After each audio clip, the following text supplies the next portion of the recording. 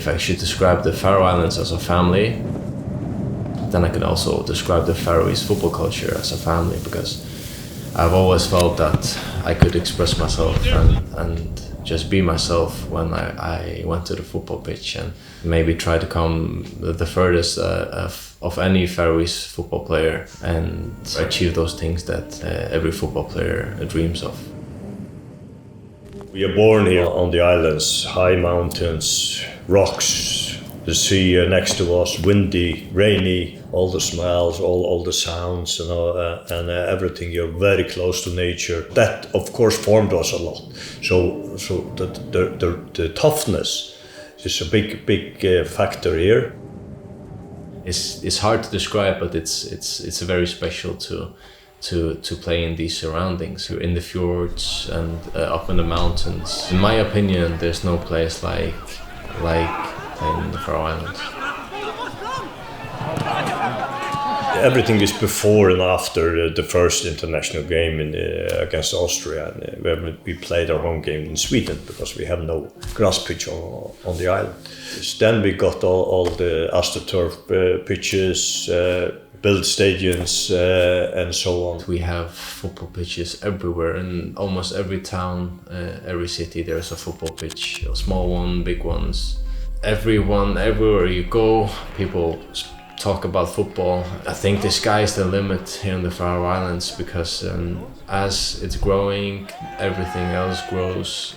Better players from abroad coming here to play football, and maybe the next steps in the Faroe Islands is to make football professional in some way. When you go further in sport, it's a very rough challenge for everyone. And you're alone. Of course, you play some games. That's funny, but that's this time of your career. Then it's very good to have a very good upbringing. Yeah, many people in the Faroe Islands know my father, who was a professional footballer, and because of his bobble hat that he played with, he's also very famous abroad. He's probably been the one that had motivated me the most because of my younger times when I watched him play. So he has always been my biggest idol. Yeah, he had the most influence on who I am today as a person, but also definitely as a footballer, because of his knowledge to the game and what it takes to become a professional football player.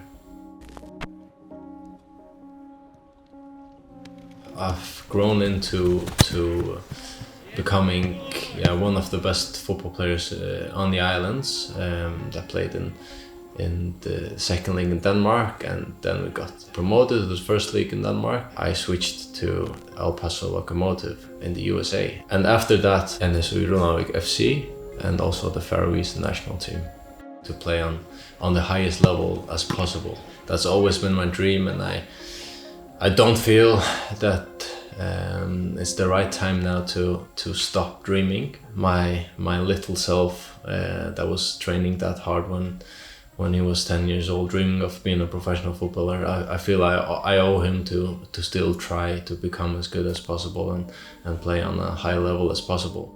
I'm proud of him all day. It's a sacrifice for everyone to go the international way, and that's how it should be. You got also pluses, a lot of pluses. That's why you do it. I'm most proud of that he's still going after very hard, rough time. Usually, if you push a lot, things will happen. Because of an injury, my love for the football somehow faded a bit away. To be abroad, away from the Faroe Islands, from my family, and not being able to do the thing that I love to do. So somehow it faded away. And coming back to the Faroe Islands was also a type of me resetting everything, and just focus on training and coming back to the level that I was at before my injury.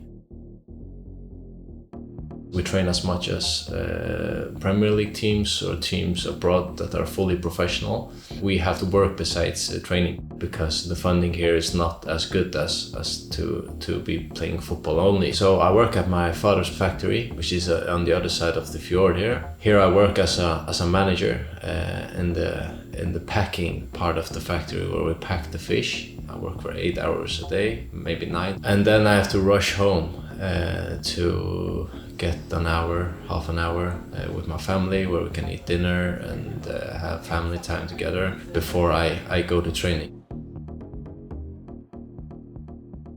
My wife supports me in every way she can. My family is my everything, and even though I have a good day or a bad day in the football, I always come home to my family that give me a smile on my face. The time has definitely been the biggest sacrifice of mine to do what I love, playing football, trying to become the best version that I can be.